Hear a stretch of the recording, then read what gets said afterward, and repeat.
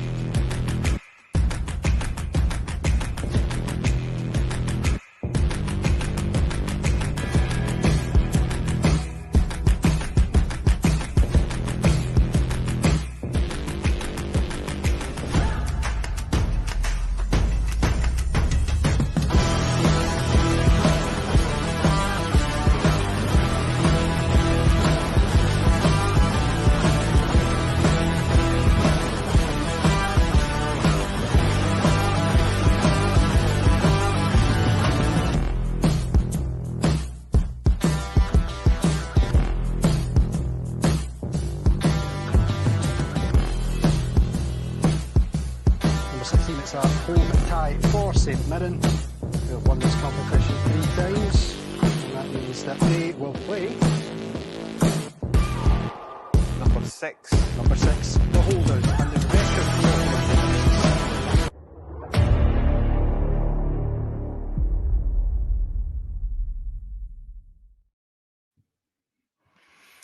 All things currently Celtic we'll be discussing tonight. Just in the chat here, I'm just want to bring up a few. Pam, hail, hope you're well as usual. Everybody's saying hi, and Gaddafi Semtex saying get a fucking striker signed. It's all started already. Here we go. Alistair's in. Evening, Alistair. Joe Hart, CSC hosting tonight. Not quite, just like the defender more than Game of Payson and Jed's in as well. A lot of the other boys for the podcasting as well. So, evening. Thanks for joining us on this Monday.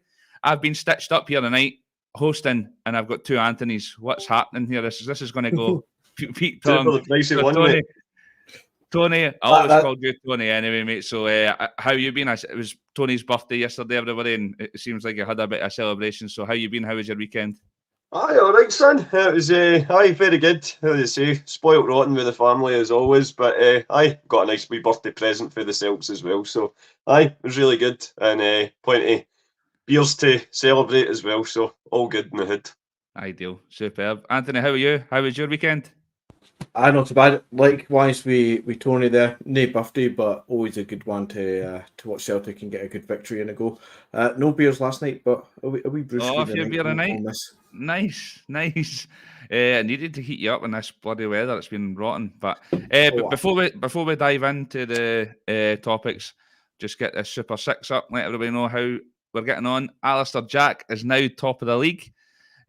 Pulling ahead of Kieran Gilhooly, he's been top pretty much most of the season. So well done, Alistair. Mark Robertson's, Stephen Coulthardt's up there as well, winner for last year. Tony, you're right in there.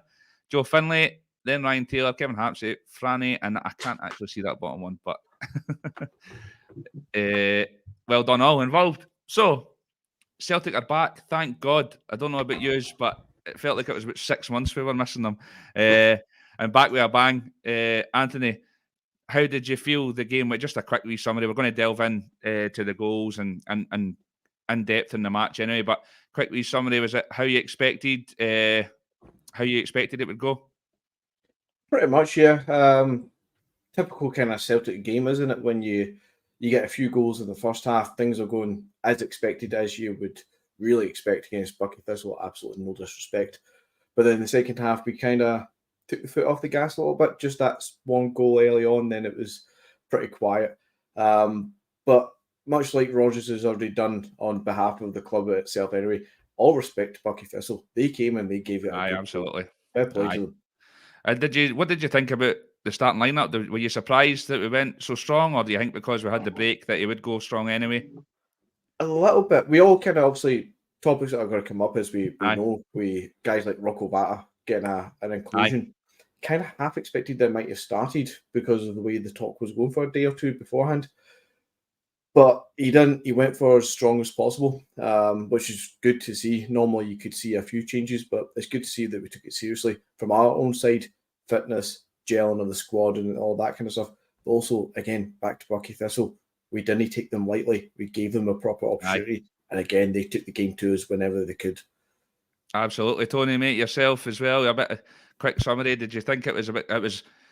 A lot of people are saying it's just going to be a training match, but like Anthony just said there, that Buckie came and gave us a all, and top respect for them. Oh, but absolutely, mate. And obviously, I think Brendan kind of said that in his post-match presser as well. You know, it was their cup final for them, and they brought a brilliant support down, especially when you consider the, you know, what the weather's been like as well. And they like, obviously there's the golfing class is absolutely huge, but they more than they played their part in what was a cup tie that'll go down in terms of the gap between the two sides, but that will hopefully do them in good stead for years to come in terms of finance and stuff. But yeah, no, I was quite. I did imagine that we were going to go pretty strong at the start, just for the fact that we've not played for 3 weeks and it's just kind of getting boys back up to speed. But you kind of just always assume that Cal Mac's going to play, but obviously he wasn't involved yesterday. But which isn't necessarily a bad thing, because he's played so many games in the last few seasons that it's good to try and let him get a rest when possible. But as I say, it was, as Anthony says, a pretty run of the mill home tie in the Scottish Cup against lower league opposition. They came, they competed as best they could, but when as time wore on, obviously there were 3 goals to the good at half time. Possibly could have been more, and it was the same in the second half as well. But 5-0, no injury worries on the back of it, so can't complain. Aye, absolutely, mate. Is that still, see, when you're talking about the finances for Buckie, is it still the case that they get half of all the allocation price, or what the ticket prices, whatever it is, they get actually half of the stadium now, rather than just their support? I think I always was under the impression that it was 50%, but I might be wrong in that. Aye. No, well, listen, they deserve everything and all the plaudits that come their way, because they definitely came at us. Anthony, do you think that? Well, obviously we're going to go and touch on each goal individually anyway, and going a bit in depth on what's going on. But obviously a lot of our good chances came from getting in behind down the wings. Were you surprised to see Buckie play that high line against us? Yeah, a little bit, but again, as the game went on, you kind of understood that they weren't sitting there to be hammered and be beaten. They wanted to experience the occasion and see how they could match up. Obviously, as Tony says, the golfing class was way beyond their abilities in that sense. But yeah, it was a surprise at first, but it was nice to see. It was really nice to see us taking advantage of it. I mean, the amount of offsides was unbelievable at times, but it was brilliant to see that we were utilising that space. And when you're seeing the likes of Vata coming back in after his long time out and seeing what he brings to the team again, especially to Kyogo, and what the future for the next few months could be, that was good to see. Yeah, absolutely. And like, as much as I'm talking about, I'm playing a high line, and it might not have worked for obviously a few of the goals, like you said yourself. There was 4 or 5 offside decisions there, so it did work in some regard. But Tony, the first goal, Matt O'Reilly yet again finds that pass. He just kind of sees runs that maybe some others don't, and especially in our league, absolutely he sees things that other players don't. And a lovely run for Bernardo. And what was just summarise the goal? Bernardo again getting in and getting amongst the goals, and he's on a wee run of form, the purple patch, so we should say. It certainly is, man. It's just he's like he's having his own personal goal of the season competition. But no, it was absolutely brilliant, mate. Like you say, Matt O'Reilly's just in great bit of form this season. I think he's at the moment shoe in for player of the year so far for me. But it's lovely through ball. And Bernardo just seems to pick up where he left off at the tail end of last month. Just lovely wee chip over the keeper, and kind of got things rolling. But as I say, Riley's just totally agree with you, and a class of his own at the moment. Aye, sure is. It was not too dissimilar, Anthony. It reminded me a wee bit of the goal Ibrox that Jota scored with the ball through, and he's kind of dinked it over the keeper slightly. But what did you make of the goal? Aurelia magic again, but also Bernardo's form's been excellent, isn't it? I know we're not going to judge the team on a performance against Buckie Thistle, but his recent form's been really good. It has, and it's, as you say, we can't overly judge against a team like Buckie Thistle, but when you see a player like Bernardo continuing his form from the last few games into this after a little bit of a break, and he's linking up so well with the likes of Matt O'Reilly, especially with Calmac out the team, the 1-2s that they were doing going into that final third, laying each other off, it was really nice to see, and it's nice. It's probably the best thing we could have done yesterday was seeing those moments of gelling between players, getting a bad to fitness as well, but especially between those two, it is really nice to see, and you can appreciate what Bernardo's going to bring to the side going into these last few months as well. Yeah, definitely, mate. Just move on, and we're just going to go through all the goals first of all. And the next goal was obviously Thiago Holm. I was really pleased to see him start. I've really liked what I've seen of him whenever he has games. He looks very good technically to me. Anthony, I'll just come straight back to you. Were you pleased to see him get some game time? And what did you think of his performance? See, when I seen that midfield three, I was trying to think who would play the six, and he was the obvious one. But how do you think he fared? I think he did well. Again, got to reiterate, the level of opposition was not exactly strenuous, but again, they brought the game to him, and he coped fairly well. He gelled with the other two in the midfield. He linked up with the wide men as well, and I think he took his goal extremely well. Doesn't matter what your opposition is, you still need to take the composure and the skill into that, and he did really well with it. Well-deserved goal and well-deserved start that he needed, and hopefully again another player who can kick on. Yeah, I hope so. I mean, it's difficult, Tony, to get into that midfield three, isn't it? I don't think Bernardo would have been getting a sniff if Vata was fit all season, but he's came in and taken his chance. And I know, like I say, we're not going to judge on the opposition that we played, but Holmes not going to have done his chances it's not going to have done them any harm by that performance yesterday, and what a finish as well. Oh, it was absolutely brilliant. Great little short 1-2s, etc. And they always look quite better when they go in off the post as well, or off a crossbar or whatever. But yeah, great little bit of play, mate, and just took Buckie through. We ripped him the defence to shreds. But yeah, like you say, obviously your main three is probably still, when everybody's fit, is McGregor, Hatate and O'Reilly. So the likes of your Bernardos, your Holmes, your Turnbulls, they've got to try and just take the chances that they get when they come along. And to all their credits, really, when they have been getting a chance, they have been taking them. And Holm, like you say, was no exception yesterday. It was as Anthony says, you can't take too much into it given the level of opposition, but he had a nice tidy game, nothing too crazy, and topped it all off with a finish. So yeah, it's a good day at the office for him.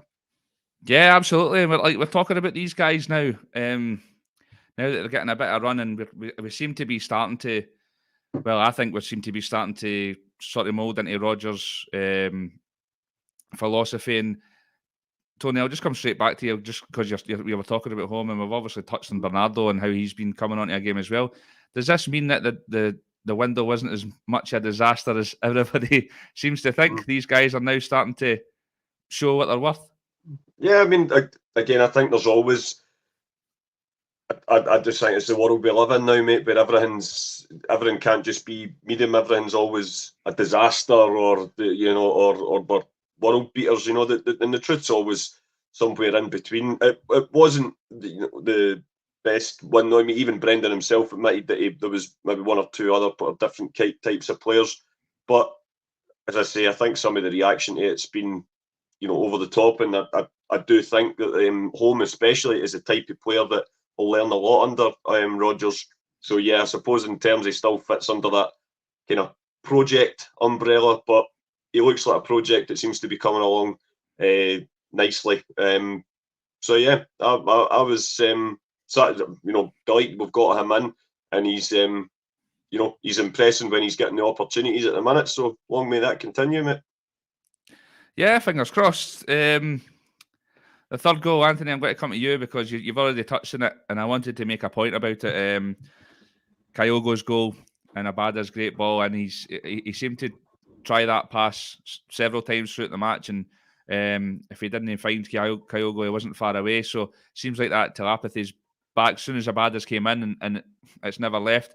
What did you make of the goal, first of all, but especially they two and how they combined throughout the match?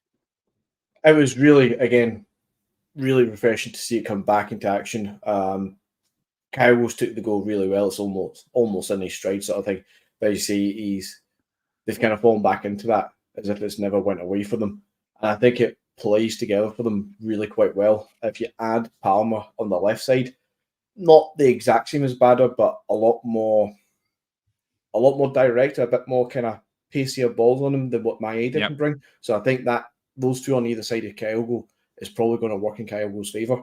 And if you think about the criticism that Kyogo's had this season so far, that he's played out of position, he's not playing the same role that he was last season sort of thing, he's also not had the same service. He's had to come deep because the ball from Abada isn't there.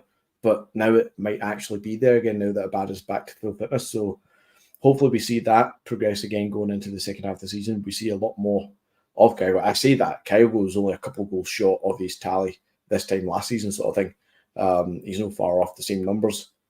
But hopefully it just rejuvenates the attacking line going forward. And as I say that, just to touch on the midfielders, we were talking about them a minute ago. This is a compliment I'm going to give, even though I really think that this transfer window is really shocking right now and we need to do so much better. But it's nice that you can actually start to see two sets of three in that midfield, isn't it? That you can look at Hatate, McGregor and O'Reilly. We're all content with that. We all think that's a solid, strong midfield three. But we're starting to see Home, Wata even at times, and Bernardo. That also looks like a nice, interesting three that can challenge the first three. So it's good to see that happening. Let's get rid of some of the deadwood. But it's nice to see that building a little bit, and hopefully, as you say, start to see the more the Rodgers kind of side forming now. Yeah, absolutely. You make great points about that ball in that Abada plays. Anthony, do you think that he's suffered? Because that's not Maeda's game at all either. And do you think he suffered for that? And because Palma he's never playing that ball in the left either. He's always cutting back inside and playing that ball. And I mean, obviously he's got a couple of assists with Kyogo this year. But just to come back to you, do you think that's your point, that he's suffering because he's not got that delivery that he's been getting? Palma, for me, it's my biggest frustration. I think he's a good player, but the fact that he just never hits that line, I just think Kyogo suffers so much because of that. I think he slows down play and comes back inside far too much for me. He does, but I like Palma. Like you're saying, I do like him as well, and he's different from Abada. Much more like Jota, but for me, not quite at the same level just now. But he offers something different. He won't come down and drill it in with his left foot like Abada does with his right side, but he's likely to cut in and have that cheeky shot off. And it's the ball that can lay out then to Kyogo for the kind of second ball, the kind of latching onto the end of it. When it's Maeda coming down the left, absolutely no offence to him, I prefer to see Maeda go straight through the middle, and most of the time when he is dangerous is when he happens to have floated into the middle for some reason and he finds his goals usually. But Maeda is a winger. Useless, in my opinion, to try not to be too harsh, but he can't cross the ball to save himself. I get that, mate. Tony, what's your thoughts on what Anthony's saying there? Is it something you agree with? How did you think like Kyogo and Abada performed yesterday together? And you think it's a fair point about the delivery and how Kyogo's been this year with the two guys? It's obviously mostly been Palma, and then I mean, Maeda's been out for a wee bit as well, but even the likes of Mikey Johnson and all the rest of it. So do you think that's a fair point being made? Yeah, but absolutely. And I think obviously Abada, he's been there, him and Kyogo signed in the same transfer window, so that relationship's already kind of been developed. And like Anthony's bang on, Kyogo has been having to learn with different types of players. Palma, as you guys say, I'm a big fan of his as well. I like his cutting inside sort of manner, but there is just the odd time you're like, you've got all the skill in the world, pal. Go and just take a boy down the outside. He's not blessed with more than enough for me that they can, still beat a man. But yeah, it's just maybe that we just don't know. Maybe that's the way he's been instructed to play by Brendan as well, because obviously Taylor seems to, be still happy to go around the back, even though we think his best position is the kind of more inverted role. Definitely, there's been games that I've been at this season where he has been sort of trying to do the overlap. He's obviously not going to do it to the same kind of levels that perhaps a Kieran Tierney or that did before. But so like I say, Kyogo has been having to adapt to different players, especially when Maeda's been out as well. And like you say, Mikey, certainly blows hot and cold, and that's to be as generous as I can be. But yeah, great having Abada back for the second half of the season, and obviously we've got Nicholas Kuhn to come in as well. So lots of different options on the wings now, and that's obviously what we love to see at Celtic. It's part of our DNA. Exciting wingers each side, and getting plenty of service for the strikers up front. Yep, absolutely, and we're going to go on to the next goal, which obviously Palmer scored. But I'm just going to go into the comments because there's a bit about Palmer from everybody. Stephen, evening mate, says that the Buckie Thistle left back had Palmer all game. Yeah, he scored, but it wasn't great for him. Jed says that Palmer's first touch was poor. What else we got about Palmer? AR says Palmer's teeth and hair didn't like the weather. Alistair says that Palmer's stats are amazing. So I think it's fair to say that he does kind of, I don't know if splitting the support's the right term to use, because he kind of splits us all in our heads. We all say in one breath that he's good and his numbers are great, but there's definitely a lot to work on. Anthony, and what Tony was saying there about how he kind of plays on the left and Greg Taylor's this inverted fullback, that kills me inside. That it seems like we've got no width on that side because nobody's hitting that byline. But when Palmer scored his goal, he was on the right hand side and cut in and got a good shot away with his left. So Anthony, what did you make of his goal, and what's your thoughts on that? Also, like Greg Taylor's playing that inverted fullback, would Palmer maybe suit better being on the right, considering his delivery? I know he can cut in and shoot for the left, but I remember we used to have this debate about Jota all the time about whether he's better on the left or the right, and it's similar with Palmer, I think. What's your thoughts? He's better on the left. Jota was always better on the left as well. Shoehorning him onto the right side when guys like Abad are injured and stuff, I can understand it in fair play, but the more natural and better on the left side. Palmer's goal was, again, lovely taken. Calibre opposition aside, you still need to strike that ball very well. When it comes to Taylor, I'm just kind of thinking out loud, thinking we all do appreciate he plays better as an inverted fullback. Alistair Johnson played better last season under Ange, the way he was deployed, just slight changes. We're seeing for lack of a better term, the deficiencies within Taylor's game. But when you think about what Tony was saying there as well, when Taylor's been playing with Maeda in front of him, he's not had that opportunity to do the overlapping fullback thing because Maeda is Maeda.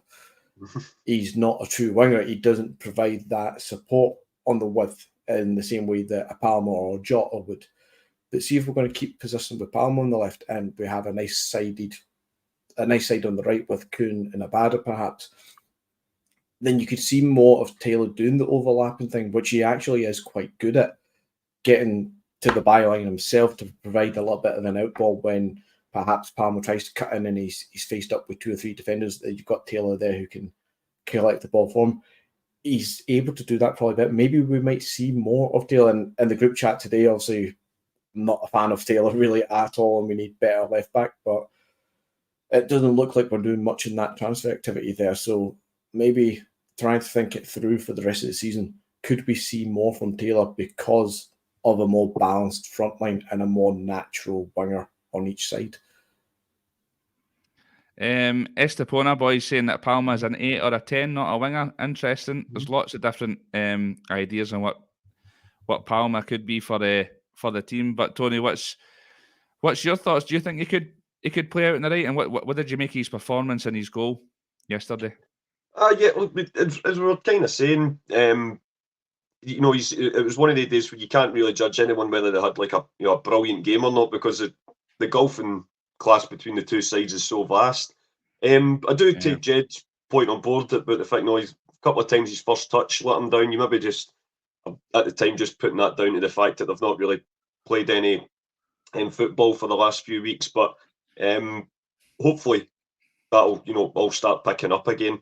I personally at the moment prefer him on the left, but ironically, like you say, yesterday that was possibly the pick of the goals, coming in off the right hand side, and obviously him and Maeda had temporarily switched in the home game against Atletico, and when he scored that absolutely fantastic goal to put us 2-1 up again. Both got for the right, so there's definitely he's got a lot to offer out on that side as well. I kind of said that back when we done the opening show, opening day of the season, when we were talking about where are we going to play all of these players, and Ange was quite fond of doing that as well, swapping used to be obviously Maeda and Jota. They used to kind of alternate. James Forrest as well, and the brief appearances he made that can go both sides, but changing even during the match as well. Making sure that the opposition defenders don't necessarily know what's coming next. And obviously Kuhn that we've signed has got he can do both sides as well. So you might see that they could alternate during the same game multiple times as well, mate. But as Anthony says, at the moment until until Kuhn gets up to speed, barring no other injuries or whatever, I dare say that he'll certainly be featuring more for the left as we're used to seeing than the right. But it's great to know that option's there if needed. Absolutely, it seems like we've got a bit of plethora of talent on the wings now. I know we've not been blessed so much this season because we've had to drop down to the likes of Mikey Johnson and the rest. But I mean, Abada coming back is like a new signing for us. I know people hate that term, but he's been out all season, and I think he's a great talent, and I think if he's fully fit all season, in fact, I would probably say if he stays fully fit between now and the end of the season and gets a run of games, I wouldn't be surprised if he, sat not far behind Kyogo as one of our top goal scorers, because he's got an eye for goal also. And talking of Mikey Johnson, Paul McFarlane says he's now a world beater after nutmegging a farmer in the Buckie game. And we're going to touch on that again now, Tony. Straight back to you. Mikey Johnson, he does well in the wing. And the man we're going to touch on later on, Rocco Vata, in the right place. Good movement and gets his goal. Yeah, really much so. And I think I don't know if you don't call it the commentator's curse, because it's obviously working in our favour. But I have noticed, so obviously when he came on, he scored against Dundee as well, and he did okay in stages against St Mirren as well. But it seems to be the last few weeks, anytime I've kind of head in my hands with, oh no, here's Mikey coming on now. Off the bench, he actually has made a bit of a contribution, so I might just keep doing it if he's still going to be featuring. But good wee bit of skill, left the boy for dead, and put the ball in that dangerous area. Goalkeeper and defender, and it's really, really difficult for any of them to really put up any kind of defence against it, mate. And obviously we're going to touch on Rocco Vata shortly, but yeah, I think all you can do is be there, and hopefully the ball will come to you. You got yourself in the right position and took his goal well, and so I think that was a great thing as well.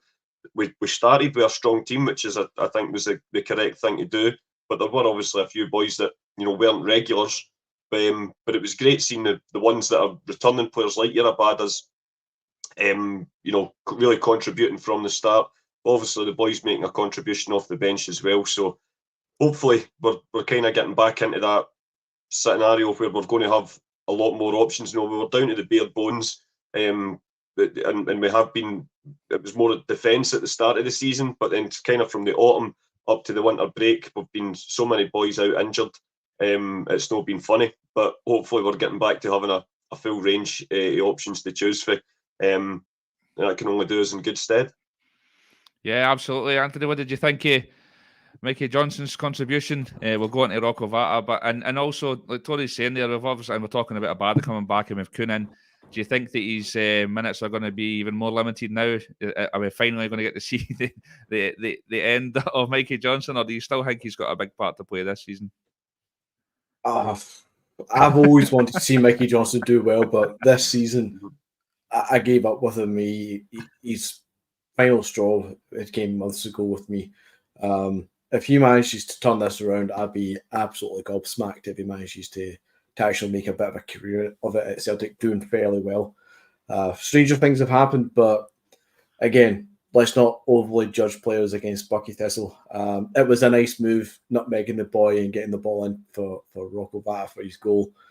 Credit where it's due, he did well, but it's against Buckie Thistle. Let's see him do that, properly in a bigger match when the kind of there's a lot more pressure on him to do it. Give credit to the lad. He never usually shies away. He looks for the ball often. He wants to entertain. He wants to get forward. So he tries his heart out, but a combination of injuries and just not quite being good enough or not quite being developed enough, I think his days are truly numbered, especially when you start to look at the other players who are there. When it comes to Rocco Vata, though, I've seen it in the comment. I think somewhere people question it a little bit. He was traditionally a winger. I think everybody understood him to be a kind of right winger player. And when me and Gavin went to see a B squad game last season or 2 seasons ago, he definitely played off the wing. But this season, he's 15 goals in 18 games for the B League. He's predominantly, I guess, being played as a striker. That's what he came in for yesterday. There's no doubting he came on as a striker to play through the middle. And I think that's where we'll probably see him for the rest of the season if he does continue to get some sort of game time to try and encourage him to perhaps stay a bit longer. So I don't think that will hinder Mikey Johnson, but the likes of Vata, Kuhn, Maeda, Palmer, that must be your 2 left and your 2 right. Yeah. And after that, you still have Yang and Tilio floating around. So I just don't see when Mikey Johnson really gets a proper run out. Yeah, I agree. I think most in the chat as well agree. Alistair comes in and says, Johnson was my cue to leave yesterday. AR says that the train's been cancelled yesterday was less of a crowd groaning when Mikey Johnson came on. So I think that's everything we need to say about Mikey. James is in saying Mikey found his level yesterday. So you've touched on Rocco Vata there, and we're going to go right into him next. Bit of a U-turn, Ned. I know you put in the chat last week, you were talking about it. So I'll come back to you, straight back to you about him. This sort of U-turn that's happened, it was all over. I don't know, you might know better than me. I don't know if there was any statements out there that or it was just paper talk and rumours that he was pretty much away to Italy, and then all of a sudden everybody was shocked to see him in the squad yesterday, and he come on. Were you shocked yourself to see him in the squad? First of all, what's your thoughts on the whole saga? I wasn't shocked to see him in the squad. I was shocked a few days earlier when the whole saga started to take another turn. And I guess you probably need to think back to when Rodgers started talking about the need for a third striker and maybe there's a youth player sort of thing that needs to step up, or words to that effect that he said last week. That was probably the indication, because a couple of days later we started hearing that there's an offer on the table still for Rocco Vata sort of thing. It's kind of like, is he going to take the opportunity to sign that? Then the buzz starts to come around that, he might have a U-turn here. And to see him in the squad was absolutely no surprise, because whatever's happening behind the scenes at Celtic, something's going on there. Is it us? I don't know. From what I understand, the offer's always been on the table for Rocco Vata. His side has said no to it. And I understand, and this is just me hypothesizing myself, I understand why he would have said no to signing a contract last summer. Because where is the pathway for young guys? You look at Ben Doak, Morrison and Hepburn and stuff, have all went to Liverpool and Bayern Munich. You look at guys like Hickey and Doig who went off to Italy, and I know they've came through other systems, but there's opportunities abroad for young Scottish talent, 18, 19, 20-year-olds. They can go to these bigger leagues and get a bit of a exposure. So when you see how limiting Celtic can be in developing youth talent on a regular basis, I don't blame some of these guys turning around and saying, look, my contract's running out when I'm 19. Why would I sign, until I'm 22, 23 and stifle their own development? So I can see why he's not signed that contract in the summer. I don't understand what's happened between then and now that has meant that he's pretty much not trained until recently with the first team. He's kind of been bombed out, for lack of a better term. Yet all of a sudden the talk has changed this last week or two, and now he's back into the fold. What's really happened? Who decided to bomb him out? Who decided to bring him back in? What's happened is my big question. Beside all that, great to see him come on yesterday. Great to see him get his goal. And I'm all for giving youth much more of a chance. So seeing him come on and seeing him do reasonably well in his little appearance that he has, I'm all for it. I just, in the bigger picture, which we don't have enough time for tonight, I don't imagine what is going on behind the scenes. So see, just to come back in you there then, mate, because there's a couple in the chat, people are saying, as he maybe first said, I'll just go run through some of these comments anyway. Evening, mate. Thanks for you have loads of comments tonight from yourself. Thanks very much for getting involved. Vata has been brought out of the deep freeze because the board have told Rodgers yet getting a new striker. Maestro is saying much the same. Does that mean if Vata is playing as a striker, no striker in the window? That would be folly. Do you think that's the case? He's now been he was wanting to leave because he's not getting first team football, because let's face it, he's been on the, maybe not on the cusp isn't the right term, but he's been in and out through pre-seasons the last few years. It's not, I know he's still a young lad, but it's not just as if this is his first, chance or hurrah in and amongst the first team. So and he obviously wants to go and make a career for himself. Is that maybe a fair point, that it doesn't look like we're getting another striker in the window, so we've given him assurances that he will have minutes, and that's why there's been this sort of U-turn? To my cynical side, yeah, that kind of what looks like that. We're probably maybe as we kind of alluding to earlier with Kuhn coming in, maybe it means that Maeda might start going more into the central role. Maybe he gets looked at as a third choice. Yeah. O still has to come back from the Asian Cups. That's three there. Maybe Vata's your fourth. Abada can possibly film. Maybe we've just started saying, look, there's enough to see us through, which I don't think is the right way that we should look at this. But maybe the club's decided there's enough to see us through for the rest of the season. Plus give Vata a chance. We don't need to sign another striker. It's a wrong opinion in my opinion, but it does scream of it, doesn't it? Because it does. Any talk of a striker, in fact, any talk of any new signing for the rest of this window seems to be really cooled down, isn't it? Yeah, absolutely, mate. You're bang on. It's interesting. I think maybe next weekend might be telling if Vata's on that bench for the league game next weekend. That might be telling as to what might happen in the rest of the window. Stephen says, for me, it reminds me of the Ben Doak situation. Ange gave him a game, but he's still left, and I think Vata will be away. I'm not so sure about that. If Liverpool come calling, you're gone. I think that's maybe a bit of a different situation. Pam, as usual, is touting us up and telling everybody to like the video. Thanks very much, Pam. This is an interesting one. I'm going to come to you about Vata now, Tony, but end of the road for Turnbull. We're talking about Anthony's talking about the kind of two midfield threes that were there, and Turnbull's not even getting a mention. And it's interesting, we all kind of forget about Turnbull from time to time. And he's obviously, he's been a big part of the first half of the season. That's an interesting one as well, actually, that he didn't play at all yesterday. I don't know if he was injured or he's just out of favour, but we all kind of forget about Turnbull, don't we? Yeah, and like you said, normally when he does feature, he got on the score sheet kind of quite relatively frequently in the autumn. Goals for outside the box as well. He's a very cultured player, Turnbull, but it's just like you say, he's just not been able to nail down a regular slot, especially, he's got unbelievable competition in the positions that he plays in. But in terms of Rocco Vata, now again, I don't, as you know, I don't particularly like rumours, and especially don't like Twitter, but sometimes you hear enough of the same thing getting repeated that you sometimes think, well, even perhaps if that's not all the facts, that there's perhaps elements of truth in it. And definitely the sort of stuff that I'd been reading and hearing was more to do with Rocco's dad, Rudy. I don't think he necessarily, there's there is a kind of rumour that apparently when Brendan first returned, had barely got his arse in the door, and I think the claim is that Rudy was issuing ultimatums to Brendan and the board regarding game time, etc. for his son, and he wouldn't be signing a new contract, etc. So, like Anthony says, it might well be the case that they've taken the decision it's not happening.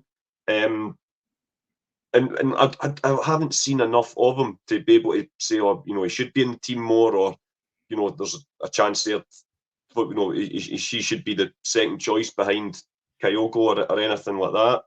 But you can only go with the information we do know for starters, Willie, and he's featured, he's scored, and that's the facts of the day.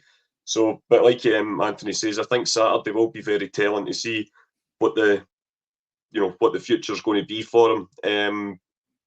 I do agree with you. It's different to I don't think there was any indication necessarily that Ben Doak was unhappy, or I might be wrong. I don't recall anything about him, refusing point blank to sign a new deal or anything like that. It's just he was obviously well spoke about. He was only 16 years old, and he was headhunted by Liverpool. And as much as obviously we're all die-hard Celtic men, and I don't know what Ben's background is, if he was a Celtic supporter or not, but when Jurgen Klopp, a Liverpool side under Jurgen Klopp, you can't really say much about the lad going, and by all accounts he's kind of pulling up trees down south there as well, and he's getting lots of good reviews whenever he does feature, and they see him as a big part of their future. So good luck to him. So this is, for me, it is a different situation.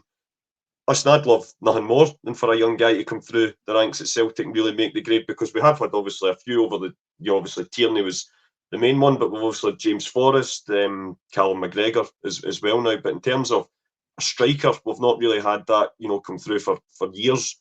So if there is somebody in the ranks that can come in and be that player, then all the better. But yeah, it's definitely potentially, it's one of these sagas, as we say, that's taking a lot of twists and turns, and it wouldn't surprise me if there's more before even the end of this window, but in the summer to come. Yeah, absolutely. It's a fair point about the whole. I mean, we brought some good youth players through, but as a striker, it's been a long time. Who was the last one? With Craig Beattie or something like that?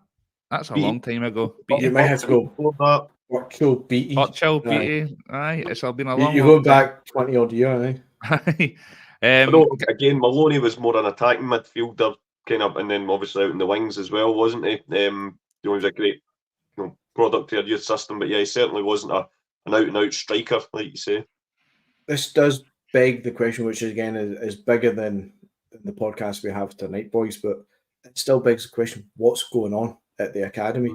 You look at Lennoxtown, you look at, was it St Ninians that we teamed up with a good 15 years ago now, was it, to try and make some sort of La Messiah Academy at Celtic sort of thing, where the boys had, the football coaching, but they also had the schooling kind of scholarship kind of thing going, or whatever it was they were trying to call it. Since that started, I think we can look at Forrest and Calmac have technically been products of it, but probably early enough in it that they were going to come through anyway.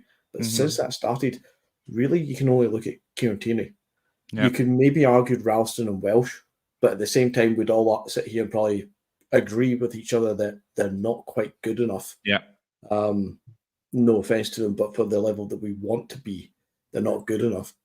What is the academy doing, really? Yep. Because it is it must be a good 15 years that's been up and running. But 2007, 2008? Yeah, 2007. It's not producing much at all. Yep. I reckon that would be a great... That would take a full podcast up, but I reckon that would be great. That would be. I'm going to end that question there because I don't want to go down that. Delve in and discussing that because it's an interesting point, and I think that's a fair argument about what's going on there, because a lot of people kind of shout and rave about the point of why aren't we playing the youngsters, and I think the bottom line is they're not good enough, because I think we've shown that if they are good enough, you will get a game, but the bottom line is these guys haven't been good enough, so I would need to be delving deep on that. But like you say, that's another podcast, but one that I would be definitely tuning in to hear it. Gavin, evening mucker, how we doing? He said, I dare say if Vata showed the early promise that Doak exhibited, then he'd have been off-ski before now, or at least generating headlines in England. I agree with that. That's fair, yeah. Paul's in with his puns again. Turnbull needs to take the game by the horns and try and milk it for all it's worth. I seen earlier as well, Paul. I was going to bring it up actually that the wee community and the comments are as usual. You're all asking each other how you are, and you said that you're free of illness and lost a lot of weight. So well done, mate. I don't know what you've been through, but congratulations and glad to hear you're doing well. 420 is in to say hail. Evening.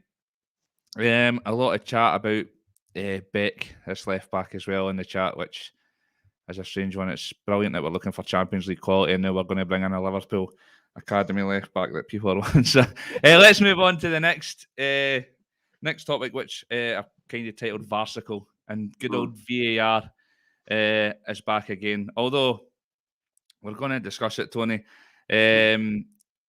Obviously the one in particular was the penalty shout early doors, which the manager was made a brilliant statement afterwards where he says that obviously he talked about it being offside, and the fourth official told him the protocol was they need to check if it's a penalty first before seeing it's offside, which was ridiculous. And then the old nod where it's as we know. Obviously a nod back to the Derby game, but touch on that. But also there was obviously like 4 offside goals chopped off as well. But did you think they got any of them wrong? The Greg Taylor one, but you even see Michael Stewart was saying it in the commentary. That's when I went and poured myself a pint, Wally. So that was I missed the kind of the sort of chat behind it. But Michael Stewart was adamant. He goes, well, when the ball's played, he's onside. So he thought it was an open and shut case. But then some of the lines that they were kind of be starting to draw for them to sort of justify it. It didn't really ring well with me. The penalty one, I mean, it is a penalty kick. I don't think there's any question of that.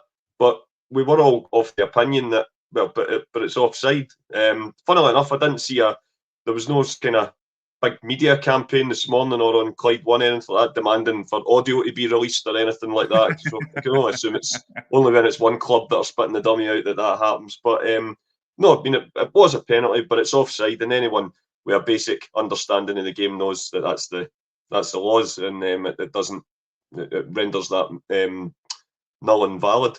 But the rest of them, I'm just trying to think back. Like you say, there was that many of them. My big brother joked at one point that we thought that we'd lost the signal because when one of the goals went in, it didn't just automatically go straight to the linesman with a flag up, But yeah, the Greg Taylor one I felt should have stood. I'm pretty sure Palmer had one as well. One I thought it was pretty marginal, but probably right.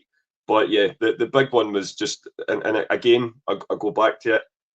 I'm not necessarily saying scrapping VAR's the answer either, because our referees are so incompetent in any case. But I mean, having to check that everyone, it's just this lack of basic common sense. Everyone knows he's offside, so just go on. We don't have to go through protocols. We don't have to do that, or just change the protocols, because it doesn't make sense. I can get on board with a lot of things provided I can see the sense in it, but that's not one of them. And even like as Brendan was shaking his head when he was talking about it in the press conference as well.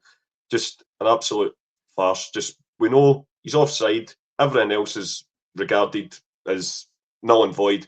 Goal kick and get on with the match, rather than this long drawn out process that benefits nobody. Yeah, everybody's in the chat. Maestro95, evening, mate. Thanks for joining us. He says, I demand to release the audio. AR's in again saying, I was looking forward to VAR, but now I hate it. And James comes in and says, VAR is only as good as the people working it, and the people working it are idiots.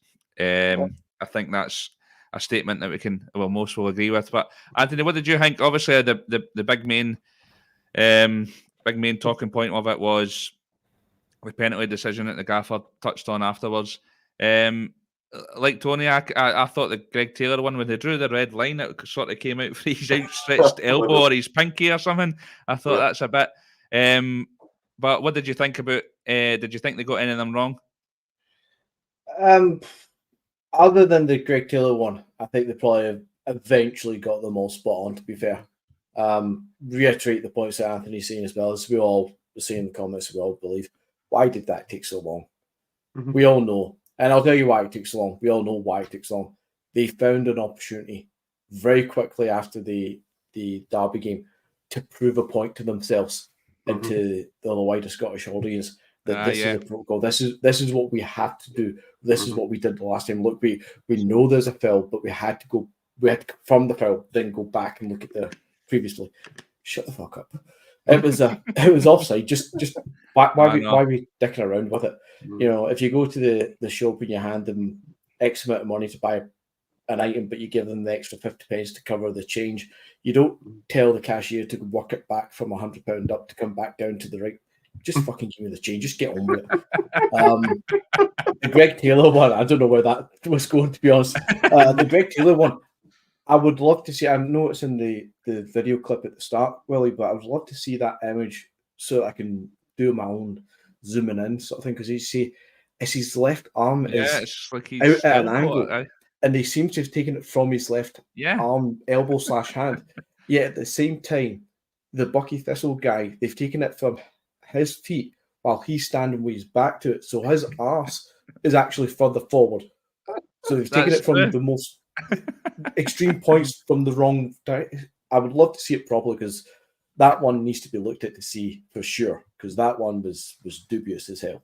Yeah, it almost reached the point that the penalty one was taking so long that it actually reached I think even Michael Stewart, but everyone was starting to second guess themselves, because they're going, this is so clearly offside.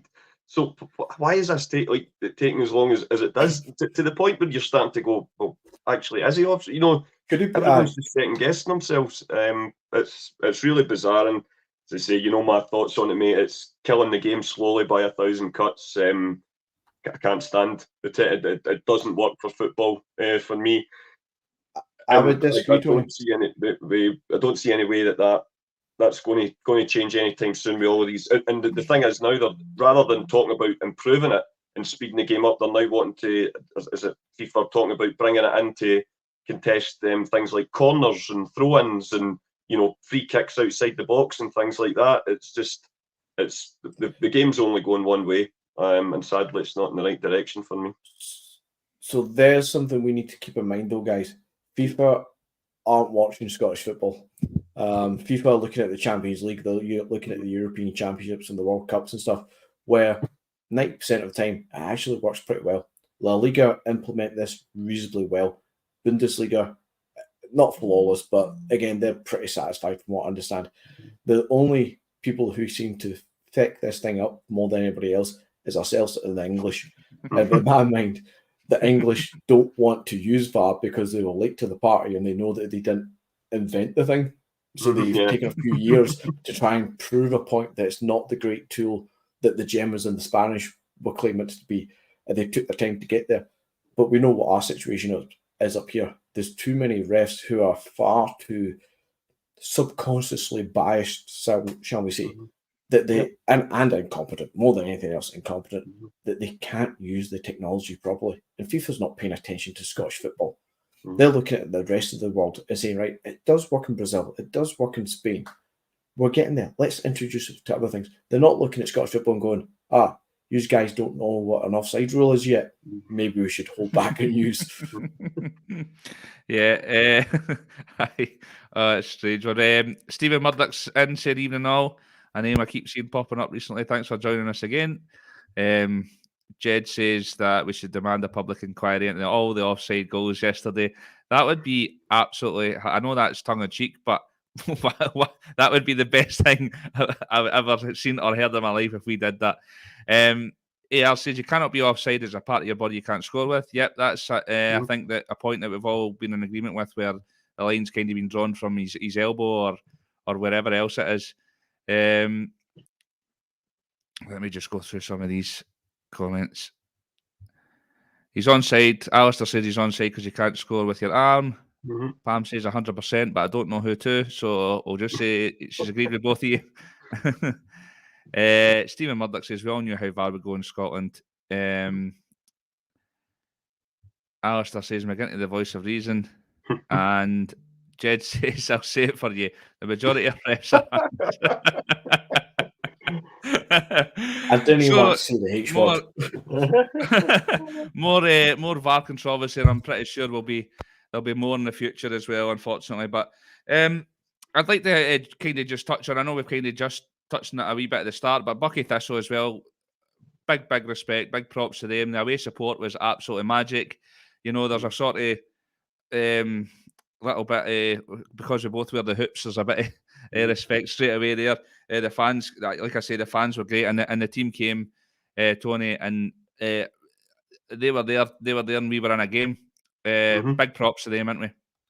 Absolutely, and I think that's why I think I've got to applaud Celtic for treating it in the proper way, and not just flinging out 80 of the reserves or anything like that. They got a very strong team to play against, so it made it like a proper cup tie occasion. The whole romance of the cup, as we call it, but in inverted commas. But it was absolutely brilliant, and obviously the Buckie Thistle manager, kind of said that at the end as well, that the full team, they'd done all the jersey swapping, and I think Brendan Rodgers came in and spoke to them all after the game and stuff, which just speaks volumes for the. I mean, we all know he's a class act, and yeah, just a really good day, and the fact that, as well, that you always know that they're going to get that'll help them with financial issues and that for the next wee while. So that is what the Scottish Cup in these rounds is all about, and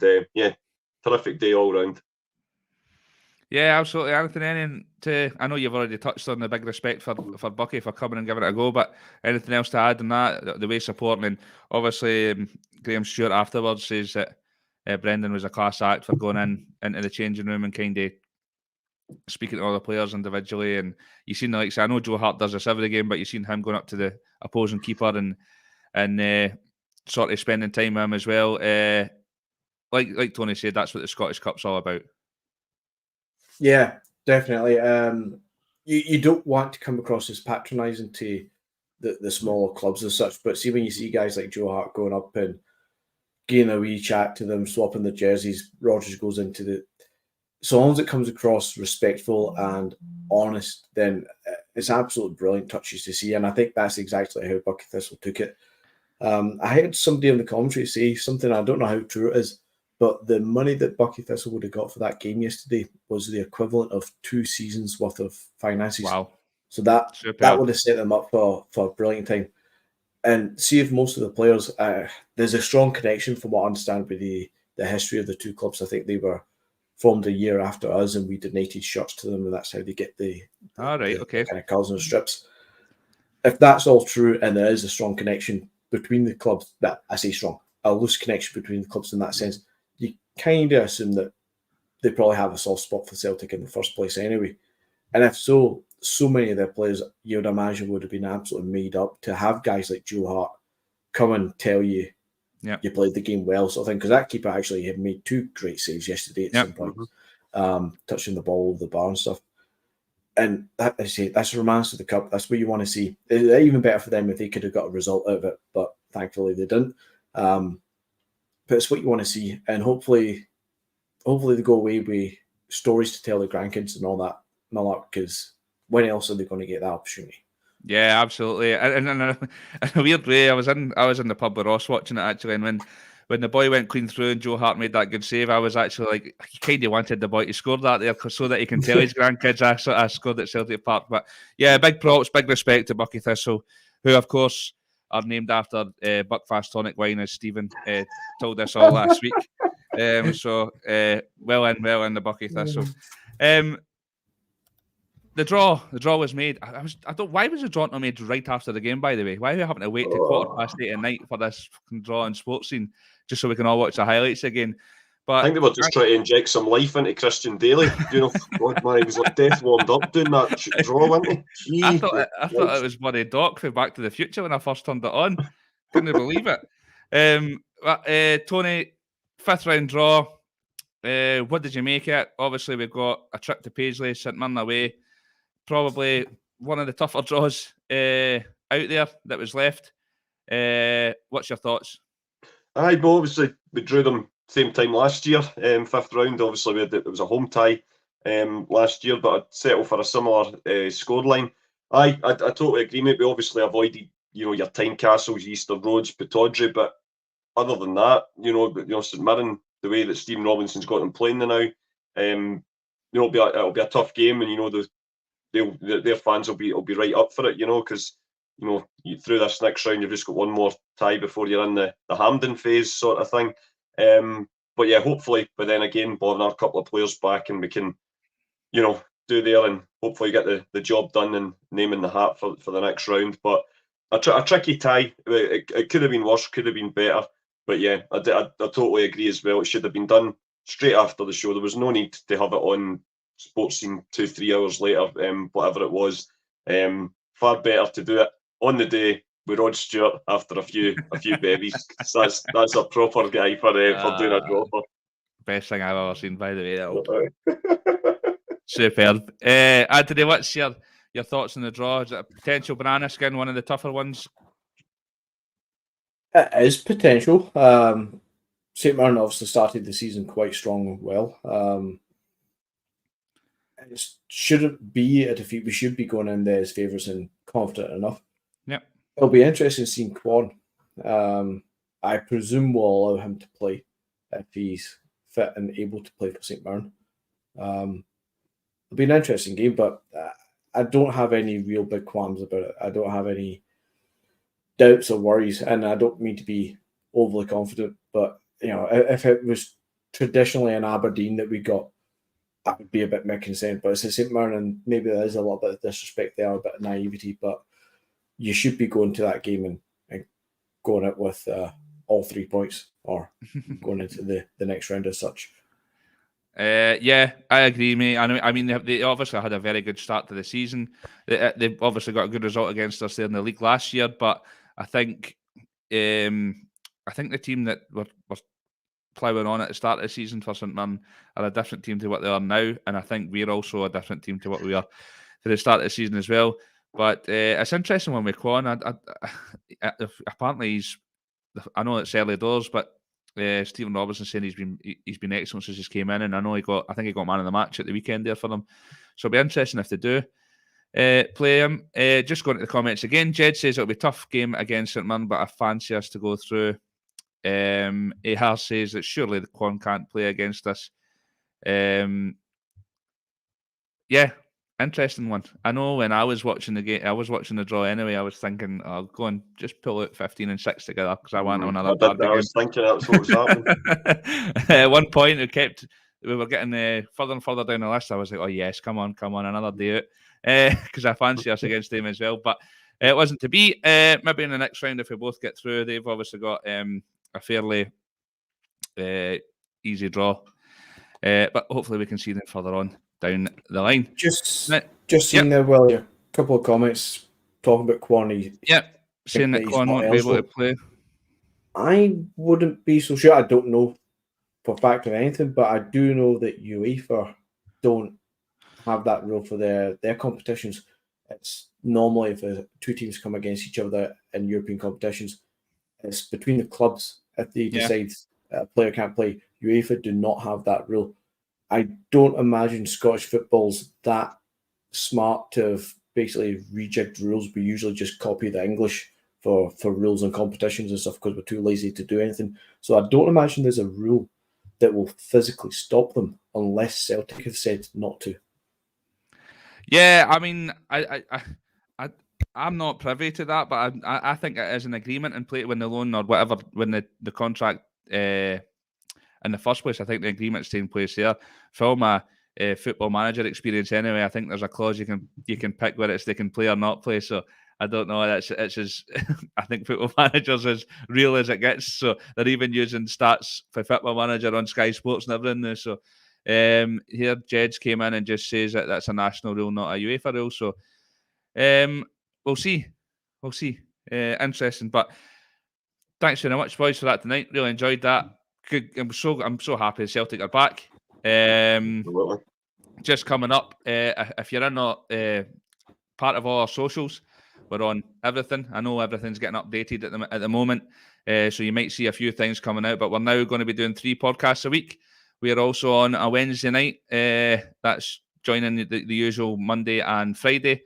So get us back here 8:30 every podcast now. Join us on Wednesday. I'll not give too much away on what the idea is for a Wednesday night. I'll let the guys do that this Wednesday. But join them in. There's since the guys for Jungle Gyms and Jed have came on board, it's been superb. A nice wee boost for the podcast, and there's a bit of a buzz about the place again. As much like the team, aligning with the team. Glad to see Celtic back. So they guys will be on Wednesday, and then back again Friday. Like I said, all the socials, get involved. I think they're pretty much all the handles at Endless Celts. There's the TikTok where we've got the clips that have been going up. There'll be much more of that going up as well. So yeah, get involved, subscribe, like it, like Pam says. Really appreciate all the support. Thanks for joining us. Thanks to the two Anthonys for joining me tonight. And hail. We'll see you Wednesday. Cheers. Cheers.